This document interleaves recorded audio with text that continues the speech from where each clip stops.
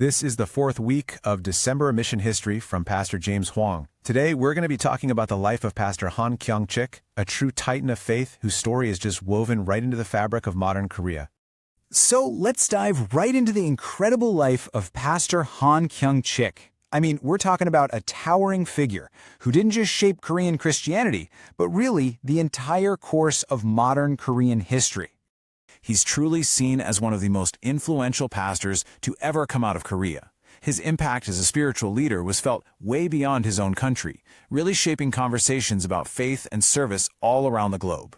And to give you a sense of just how big his impact was, in 1992 he received the Templeton Prize. Now this is a huge deal. It's an award given to people who have profoundly shaped the world's spiritual landscape. We're talking people like Mother Teresa and Billy Graham. That's the company he was in. So where did it all begin? Let's take a look at his formative years. You know, the people and the places that really forged that incredible foundation of faith and service he was known for. He was born back in 1902 to a farmer's family, but his path was shaped by some pretty amazing influences.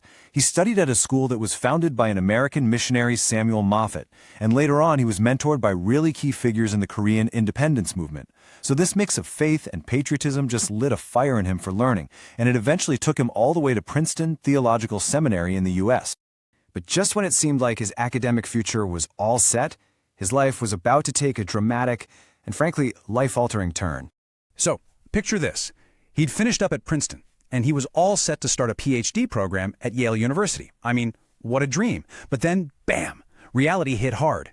He was suddenly diagnosed with a severe case of tuberculosis, and it just changed everything. After taking time to heal, he returned to Korea and started his pastoral ministry. And it was right here, in this brand new reality that was forged through hardship, that he would discover one of the most important lessons of his entire life.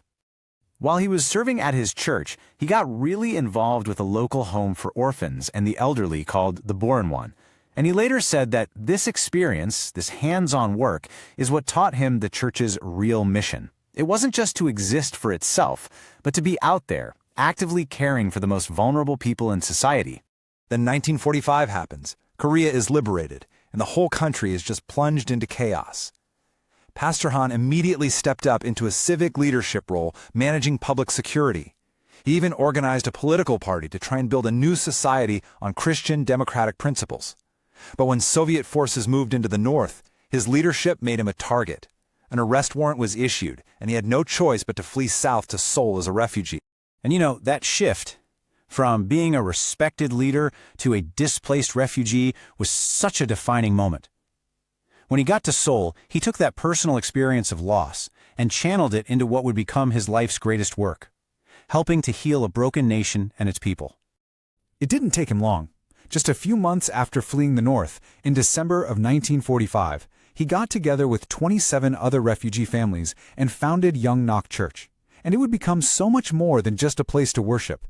For the thousands of people who had lost absolutely everything, Yongnok Church became a sanctuary. It was a spiritual home, a community hub, a place where fellow refugees from the north could find help, but maybe more importantly, they could find shared understanding and get back a piece of their identity. For decades, his whole ministry really revolved around two things: nurturing and mission. He poured his energy into education, founding or rebuilding schools and universities that had been destroyed by the war.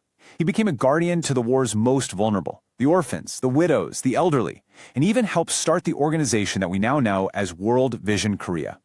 His influence just kept growing, and he took on national leadership roles, guiding major universities and the Presbyterian Church itself.